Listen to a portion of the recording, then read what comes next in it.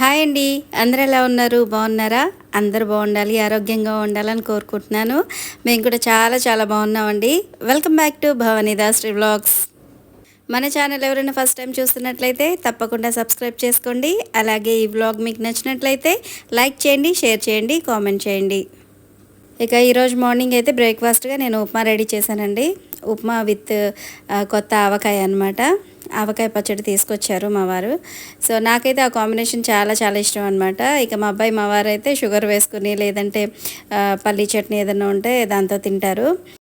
So ఈరోజు మీరేం breakfast చేశారో నాకైతే తప్పకుండా కామెంట్ చేయండి. సో ఇక్కడ ఉప్మా అయితే రెడీ అయిపోయిందండి. నార్మల్గా మనం రెగ్యులర్గా ఎలా చేసుకుంటామో అలాగే చేశాను. ఈరోజు జీడిపప్పు కానీ పల్లీలు కానీ ఏం వేయలేదనమాట. జస్ట్ ప్లెయిన్గా చేసేసాను. ఇప్పుడు స్టవ్ ఆఫ్ చేసేసి మూత పెట్టేస్తే ఒక 5 నిమిషాల్లో మంచిగా మగ్గిపోతుందనమాట.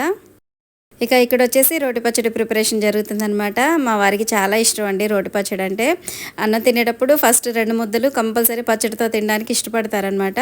సో తన కోసం అని చెప్పి ఇక్కడ కొద్దిగా పచ్చిమిర్చి, దొండకాయ ముక్కలు, అలాగే టమాటా ముక్కలు, కొద్దిగా జీలకర్ర, ధనియాలు ఇవన్నీ వేసేసి నేను ఆయిల్లో మంచిగా ఫ్రై చేస్తున్నాను. అలాగే కొద్దిగా చింతపండు కూడా యాడ్ చేశానండి. ఒక ఆనియన్ కూడా యాడ్ చేశాను. వెల్లుల్లిపాయలు కూడా వేసానండి. వెల్లుల్లిపాయలు వచ్చేసి నేను ఒక పెద్ద వెల్లుల్లిపాయ ఉంటుంది కదా, సో అది మొత్తం కంప్లీట్గా వేసేసాను అనమాట. ఇవన్నీ కూడా ఆయిల్లో బాగా ఫ్రై చేసుకోవాలండి. హై ఫ్లేమ్లో ఉంచేసి ఒక టేబుల్ స్పూన్ పసుపు వేసేసి బాగా ఫ్రై చేసుకోవాలన్నమాట.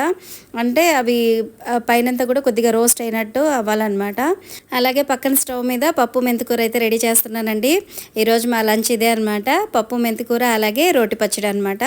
మనం ఈ రోటి పచ్చడిలో కావాలంటే వంకాయ ముక్కలు కూడా యాడ్ చేసుకోవచ్చండి, బాగుంటుంది. నేను ఆల్రెడీ రోటి పచ్చడి అంటే ఈ వంకాయ దొండకాయ వేసి రోటి పచ్చడి ఎలా చేయాలి అనేది కంప్లీట్ ప్రాసెస్ నేను ఆల్రెడీ వీడియో చేసి మన ఛానల్లో పోస్ట్ చేశానండి. ఎవరైనా చూడకుండా ఉంటే తప్పకుండా చూడండి. పచ్చిమిర్చి, దొండకాయ, ఆనియన్స్ ఇవన్నీ ఫ్రై అయిన తర్వాత మనం ముందుగా కట్ చేసి ఉంచుకున్న టమాటా ముక్కలు కూడా వేసేసుకోవాలండి.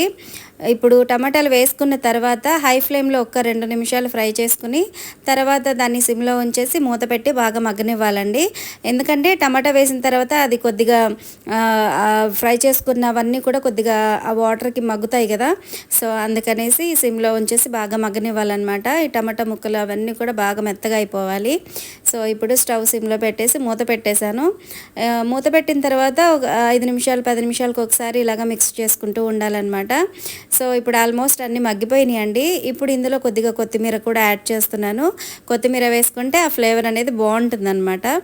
సో ఇప్పుడు కొద్దిగా కొత్తిమీర వేసాను. కొత్తిమీర వేసుకున్న తర్వాత కొద్దిగా అంతా కూడా మిక్స్ చేసేసుకోవాలి. మిగతా పచ్చళ్ళతో కంపేర్ చేస్తే ఈ రోటి పచ్చడికి ఉన్న టేస్ట్ నిజంగా ఏ పచ్చడితో కూడా మనం కంపేర్ చేయలేమండి, అంత బాగుంటుంది కదా. సో ఇప్పుడు ఇలాగ మగ్గినవన్నీ కూడా మనం రోట్లో వేసి మంచిగా దంచేసుకొని కావాలంటే ఇష్టం ఉన్న వాళ్ళు దానికి పోపు వేసుకోవచ్చు, లేదంటే ఇలా నార్మల్గా తిన్నా బాగుంటుందండి. మనం అలా తినేటప్పుడు కొద్దిగా ఉల్లిపాయలు ఉంటాయి కదా, అవి చిన్న చిన్న ముక్కలుగా కట్ చేసుకొని అవి అప్పుడు మిక్స్ చేసుకొని తిన్నా కూడా బాగుంటుందండి. మొత్తం పచ్చడి అంతా కూడా అది ఉల్లిపాయలు అనేది మిక్స్ చేయొద్దండి, ఎందుకంటే అది ఎక్కువ రోజులు నిల్వ ఉండదు అనమాట. మనం తినేటప్పుడు కొద్దిగా పచ్చడి వేసుకుంటాం కదా, దాంట్లో ఈ ఉల్లిపాయ ముక్కలు యాడ్ చేసుకుని తింటే టేస్ట్ అనేది చాలా చాలా బాగుంటుంది అనమాట. ఇక టేస్ట్ విషయం పక్కన పెడితే ఈ సమ్మర్లో ఈ రోటి పచ్చళ్ళు లేదంటే ఏదైనా ఫ్రైలు అవి చేయాలంటే మాత్రం అసలు ఒక పెద్ద టాస్క్ లాగా అనిపిస్తుందండి. మనం వంటగదిలో ఏదైతే తొందరగా కర్రీ అయిపోతుందో అది చేసేసుకొని బయటపడదాము అని అనుకుంటే మన ఇంట్లో వాళ్ళు మాత్రం రోటి పచ్చడి చెయ్యి లేదంటే చికెన్ ఫ్రై చెయ్యి అని చెప్పి ఆర్డర్స్ వేస్తూ ఉంటారు. సో ఇక తప్పదు కదా మనకి. మీలో ఎంతమందికి రోటి పచ్చళ్ళు అంటే ఇష్టమో నాకైతే తప్పకుండా కామెంట్ చేయండి. కానీ చట్నీ మాత్రం చాలా చాలా టేస్టీగా కుదిరిందండి. వేడి వేడి అన్నంలో ఈ చట్నీ అలాగే కొద్దిగా నెయ్యి వేసుకొని తింటే మాత్రం అసలు టేస్ట్ అద్భుతంగా ఉందన్నమాట. అసలు చాలా అంటే చాలా బాగుంది. అలాగే మనం ఇది రోట్లో దంచేటప్పుడు అది కచ్చా పచ్చాగా నలుగుతుంది కదా, సో అసలు తినేటప్పుడు కూడా చాలా టేస్టీగా ఉంటుందండి. అలాగే దీనికి కాంబినేషన్గా ఒక ఆమ్లెట్ వేసుకుంటే ఇక సరిపోతుందన్నమాట. మనకి ఎటువంటి కర్రీస్ కానీ ఫ్రైస్ కానీ ఏవి అవసరం లేదు. సో అంతా బాగుంటుందన్నమాట. మా అబ్బాయికి అయితే చాలా చాలా ఇష్టం అండి. వెజిటబుల్ కర్రీస్ ఏవి చేసినా కూడా అంత ఇంట్రెస్ట్గా తినడం అనమాట. ఇలాగ ఒక పచ్చడి చేసేసి ఒక ఆమ్లెట్ వేసి ఇచ్చామంటే మాత్రం అస్సలు పేచి పెట్టుకుంటే తినేస్తాడు అనమాట. మాకు ఇక్కడ విజయవాడలో ఎండలు మామూలుగా లేవండి, అసలు అద్దరిపోతున్నాయి అనమాట. ఏదైనా పనుండి బయటికి వెళ్ళాలంటే అయితే మార్నింగ్ వెళ్ళాలి, లేదంటే ఈవినింగ్ వెళ్ళాలన్నమాట. మధ్యలో కనుక వెళ్ళాము అని అంటే అసలు ఆ ఎండకి ఒక 10 నిమిషాలు బయటికి వెళ్ళి వచ్చినా కూడా అసలు ఎంత తలనొప్పి వస్తుందంటే అంత తలనొప్పి వస్తుందండి. ఎండ అంత టూ మచ్గా ఉందన్నమాట. సో కంపల్సరీ అందరూ కూడా వాటర్ ఎక్కువగా తీసుకోండి. వాటర్ కానీ, మజ్జిగ కానీ, జ్యూసెస్ కానీ, వాటర్ కంటెంట్ అనేది ఎక్కువగా ఉండేలాగా చూసుకోండి. అలాగే నాలాగా స్టిచ్చింగ్ చేసే వాళ్ళు మాత్రం కంపల్సరీ వాటర్ ఎక్కువగా తీసుకోండి. ఎందుకంటే ఆ స్టిచ్చింగ్ చేయడం అనేది అసలు మామూలు వర్క్ కాదండి. ఏముందిలే కూర్చొని కుట్టేయడమే కదా అని అనుకుంటారు చూసేవాళ్ళు, కానీ అసలు అంతసేపు కూర్చొని మోటార్ అవి రన్ చేయడం అని అంటే మాత్రం మామూలు విషయం కాదనమాట. ఎందుకంటే మనం అలా కూర్చొని ఫుల్ కాన్సన్ట్రేషన్తో వర్క్ అనేది చేయాలి కదా. సో అంతసేపు కూర్చోవడం వల్ల బాడీలో హీట్ అనేది ఆటోమేటిక్గా వచ్చేస్తుందండి. సో అందుకని కంపల్సరీ వాటర్ కానీ, మజ్జిగ కానీ ఎక్కువగా తీసుకోండి. అలాగే మన ఛానల్కి సబ్స్క్రైబర్స్ ఒక్కొక్కరిగా పెరుగుతూ ఉన్నారండి, చాలా హ్యాపీగా ఉంది.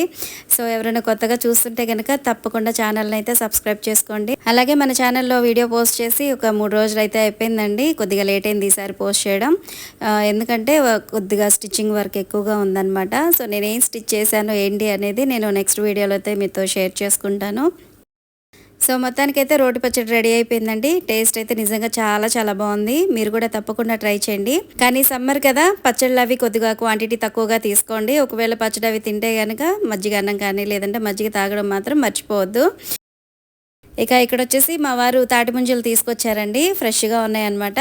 నేను లాస్ట్ వీడియోలో మీతో షేర్ చేసుకున్నాను కదా, అప్పటికప్పుడు ఫ్రెష్గా తీసిస్తున్నారనేసి.